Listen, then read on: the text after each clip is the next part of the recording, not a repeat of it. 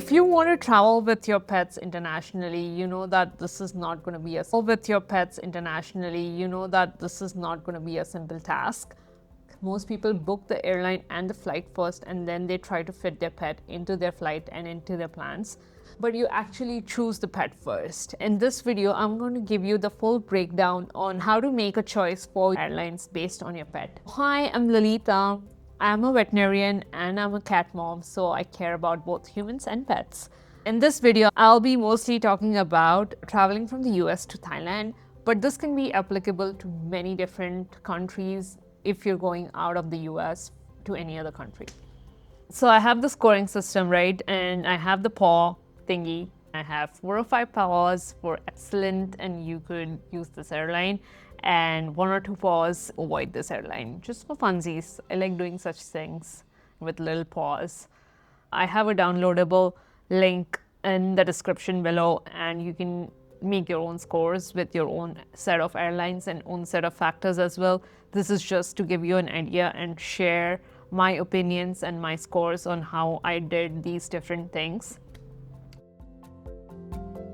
The first parameter or the first factor that you should consider while booking your pet on a flight is the pet's weight, size, and breed. Everything else depends on this. Let's start with the tier 1, that is small cats and dogs. So this is anything below 7 kilos or 15 pounds. So these guys can travel in most air flights in the cabin. But one thing to consider over here is that size and the weight of the pet in addition to the weight of the carrier.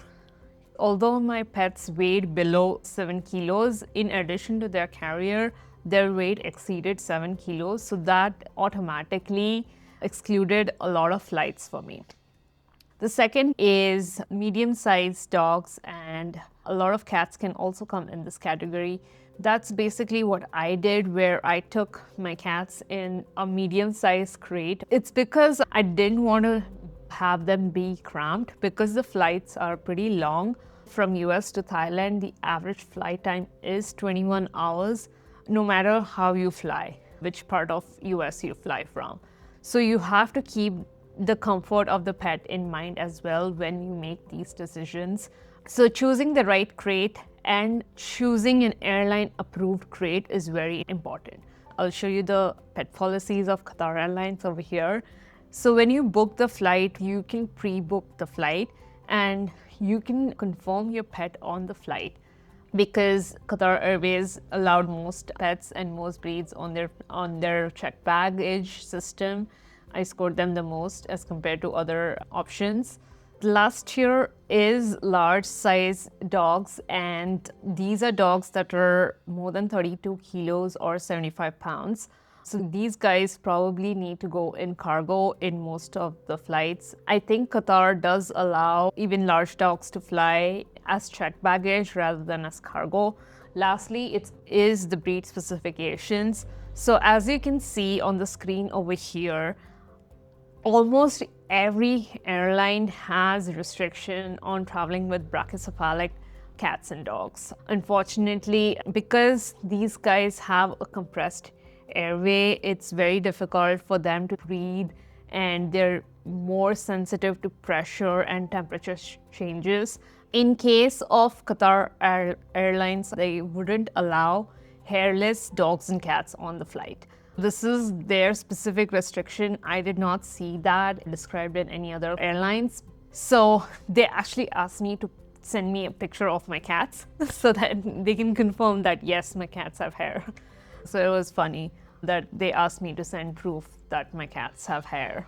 Here is the bottom line. You need to know their numbers. Before you start looking up flights, just know their weight, their dimensions, and their size, and the weight of their carrier and the dimensions of the carrier. Keep these numbers handy and keep these numbers in 2 different formats, like the US system and the worldwide system, so that you can judge which air flight would be best for you.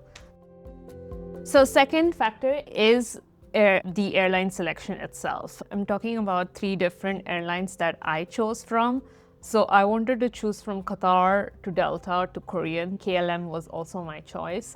So the other factor that you have to consider while booking the flight is the ease of booking, right? Because not every airline or every airline staff is used to handling pets while they're booking. What I did for my pets while I traveled from the US to Thailand was Qatar Airways services for your pet. They have everything detailed in their website over here. Submit an online request for carriage of pets. So unless you pre-book the flight, you cannot submit this request. This pre-booking was just $40, and that way it gave me a confirmation number. And with that confirmation number, I could book my pets. Once they confirmed that yes, you could bring your pets on this flight, that's when I went ahead and paid the full ticket for the flight. And when you put in your pet's dimensions, they will give you the minimum size of the crates that is needed for your pet. I give Qatar a lot of points for this because it gives me clear indications and clear picture of what my crate dimension should be and what I should be doing. I was able to call and coordinate with the airline staff very easily when I was doing it with Qatar. So this is a great way to make sure that your pets are on the same flight as you are, because unfortunately all these airlines do have the restrictions on the number of pets that you can travel with on the flight. So if someone has already booked 4 pets on this flight, you might not be able to travel with your pets on this flight. And so it depends on the situation that you're in and which the city you're flying in. The other thing to remember is that when you change airlines, the policy changes. For example, if you're trying to travel from Cincinnati to Bangkok, that's what I wanted to do initially.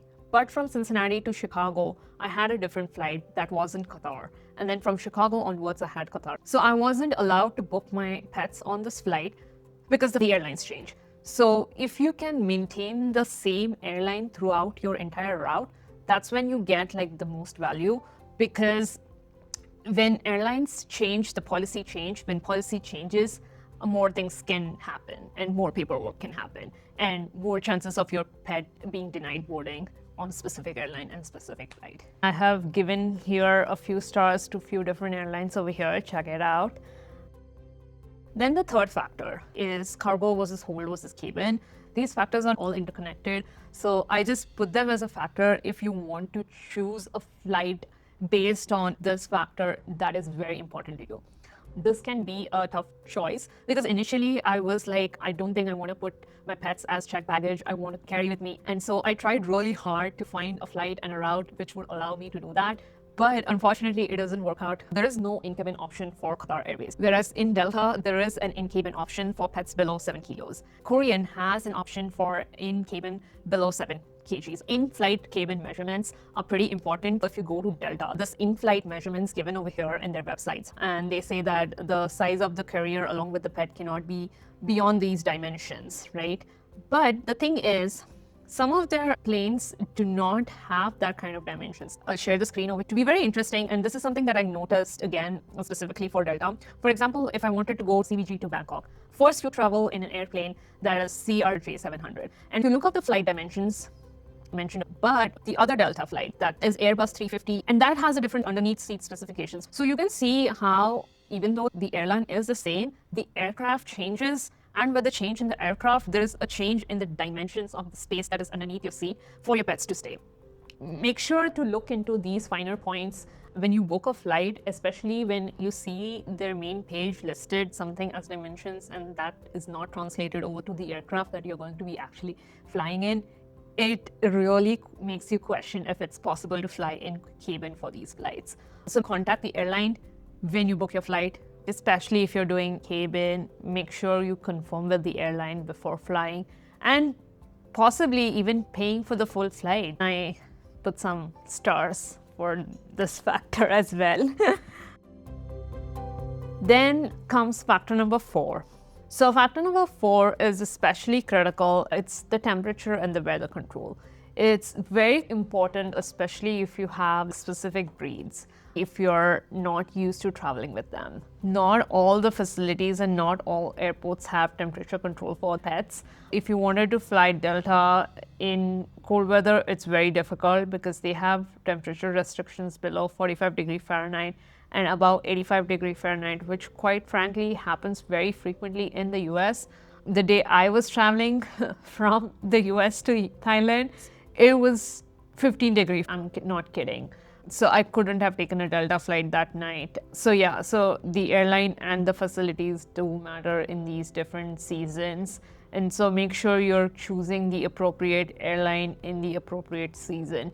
Qatar did have temperature controlled facilities in Chicago airport with which they could transport the pets easily from the tarmac to the airplane and make sure that they are always safe. Even if it's not a restricted breed, these things do matter for the pet's health.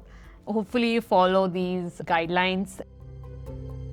The fifth one is routes and airports. Again, the regulations from the layover country to the route that you're traveling is similar to the destination country, so that you don't have to undergo a lot of changes and produce more documentation for the layover country. This is something that I found that while I was planning my trip and I was planning to use Delta and go via Europe, Europe had like a bunch of different policies.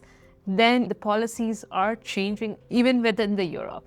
Additionally, for example, UK, Japan, and Singapore all have like very strict policies regarding rabies titer and transport of animals in cabin. I did score the airlines based on their restrictions of their transit countries, and here's the scorecard about that.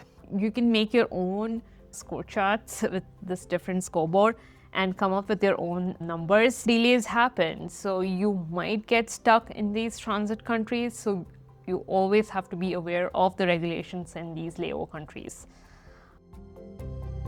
All these factors, they're like so intermingled with each other. It's hard to define them as one factor, but these are the various parameters that you need to look into. Make sure that you talk to the airline staff and if they're aware of these regulations and changes in these regulations, because that will tell you a lot about whether these airlines are proactively taking pet transit via these different countries very seriously. The last factor that I do want to talk about is documents required. I'm going to do a full-length video on the documents required while you do the international travel with your pets, especially when you leave the US or if you want to come back to the US with your pet. Requirements are very different. You have to make sure you carry all the documents with you on your flight in your bag at all times. This is not a thing that goes into checked baggage because every airline is going to need it, every destination country is going to need it, every transit country is going to need it. Number one is the international health certificate that is issued 10 days before your departure.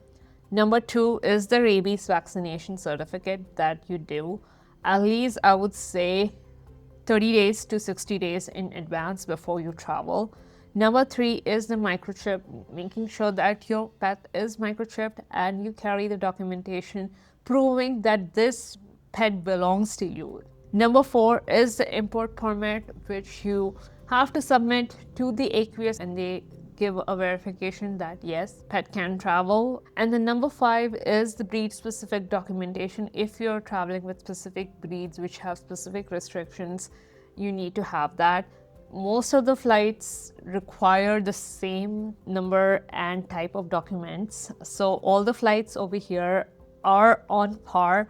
I think documents is the only place where all the flights are almost on the same level. So yeah, so these are my 7 factors that I scored the various airlines on. Total score for me, it was Qatar Airlines. For you, it might be quite different.